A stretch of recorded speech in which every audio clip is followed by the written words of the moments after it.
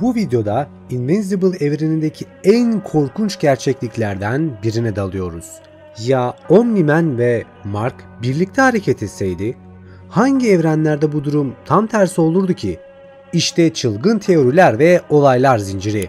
Videoya geçmeden önce abone olmayı ve beğenmeyi unutmayın. Ayrıca teoriler için ise Discord sunucumuza katılabilir, yorumlarda fikirlerinizi de belirtebilirsiniz ve en önemlisi yorumlarda teorilerinizi belirterek bir sonraki videoda katkı sağlayabilirsiniz. Lafı fazla uzatmadan ben Masalcı Dede, kanalıma ve videoma hoş geldiniz.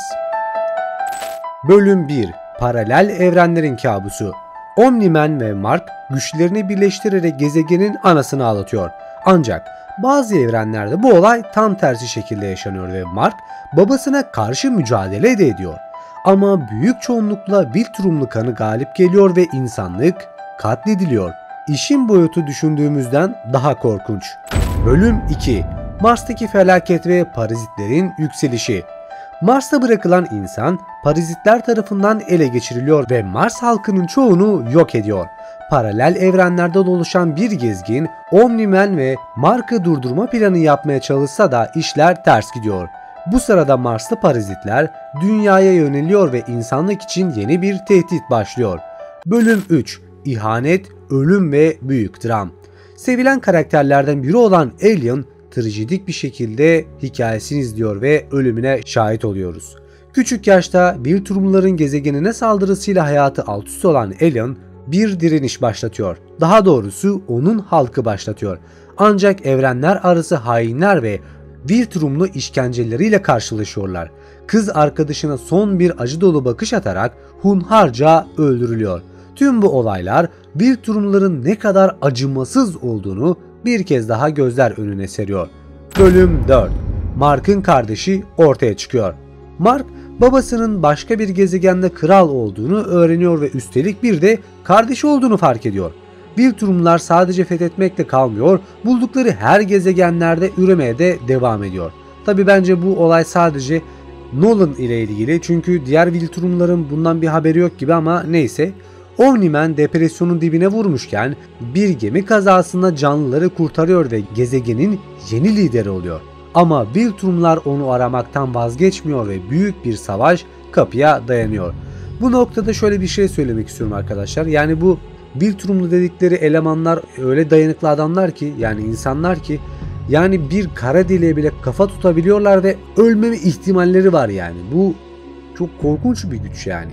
Neyse. Bölüm 5: Omni-Man kaçırılıyor ve yeni bir tehdit geliyor. Omni-Man Viltrumlular tarafından yakalanırken Mark ve kardeşi baş başa kalıyor. Mars'taki parazitler dünyaya yönelmiş durumda ve kahramanlarımız onları durdurmakta zorlanıyor.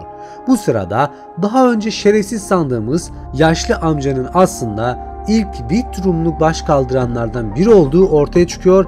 Büyük bir isyanı da tetikliyor ve bu videoda da bu adamdan özür diliyorum. Çünkü dediğim gibi ben videoları bölüm bölüm izleyerek bunların özetini çıkartıyorum. Yani sezonunun genelinde neler olduğunu bilmiyorum.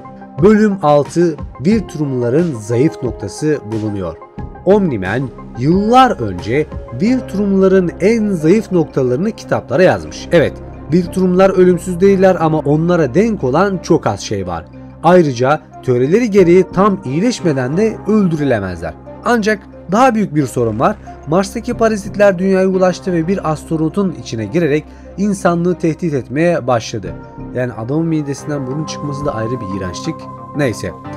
Bölüm 8 ise Mark'ın çöküşü ve yeniden doğuşu. Mark sürekli dayak yemekten bıktı. Bir kez olsun kahramanımızın kazandığını izlesek rahatlayacağız. Ama işler gitgide daha da kötüleşiyor. Hapishaneye düşen Omni-Man burada beklenmedik bir şey yapıyor ve karısını özlediğini söylüyor. Hani o benim evcil hayvanımdı diyordun. Ya adam tam bir kaos makinesi. Ama yani bir anlık duygu değişimleri de yaşıyor. Nasıl bir Viltrumluysa, yani normalde çetin ve idealist olması gerekirken bir o öyle konuşuyor, bir böyle konuşuyor. Nolan'da bir sıkıntılar var. Ama büyük bir savaş kapıda ve her şey değişmek üzere. Bu noktada bu sezon ile alakalı şu yorumlara bakabilirim. Gerçek anlamda bölümlerin ilerleyişinde belki çizgi romanla bir paralellik göstermiyor olabilir. Şimdi bu noktada birçok farklı varyasyon da olabilir. Çizgi romanın dışına her zaman çıkıldığını görmüştük.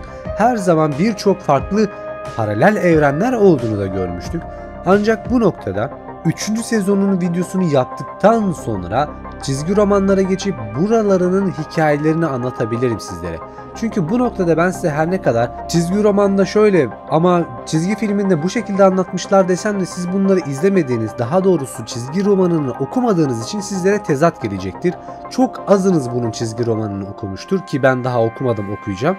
O yüzden herhangi bir spesifik böyle tezatlık oluşturmamak adına bölümlerin ilerleyişini bu şekilde yorumladım ve sizlere özetlemeye çalıştım. Hikayenin ana konusu Invisible yani Mark olduğunun farkındayım ve genel olarak Mark'ın gelişimine odaklanıyor.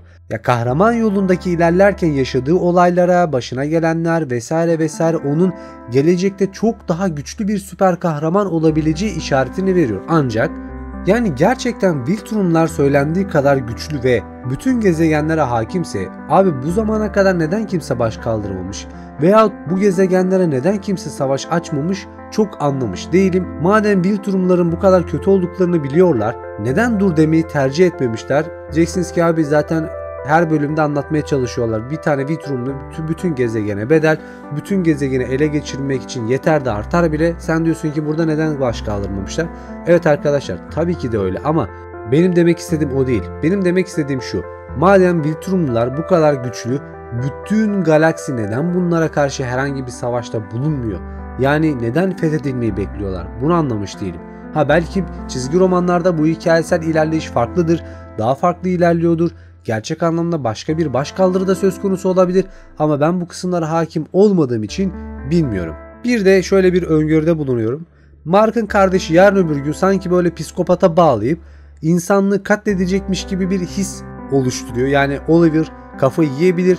Çünkü Mark babası gibi olmamak için o kadar çaba sarf ediyor ki yani böyle çok ağlık bir karakter gibi olmuş yani ve böyle ilerlemeye de devam ediyor. Beni çıldırtıyor.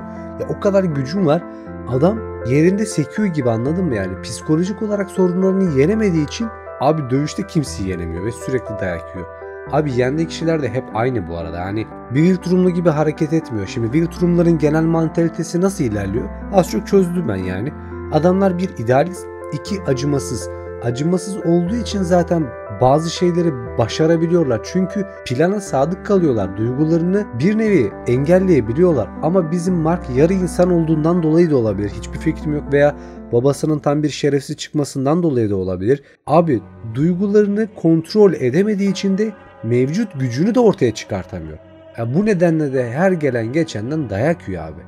Yani öbür gün Oliver'dan da dayak yer Allah bilir. Orasını bilmiyorum. Çizgi romanlarda kesin dayak yediği bir sahne de vardır da. Şimdi spoiler falan vermeyin aşağıda. Merak ediyorum. Bekleyip göreceğiz. Sizin bu konudaki fikir ve düşünceleriniz neler? Yorumlarda belirtmeyi unutmayın diyerekten buraya kadar izlediysen videoyu beğenmişsin demektir. Kanalıma abone olabilir, videoyu beğenebilir ve en önemlisi yorumlarda teorilerini belirtebilirsin. Farklı bir videoda görüşmek dileğiyle kendinize iyi bakın. Hoşça kalın.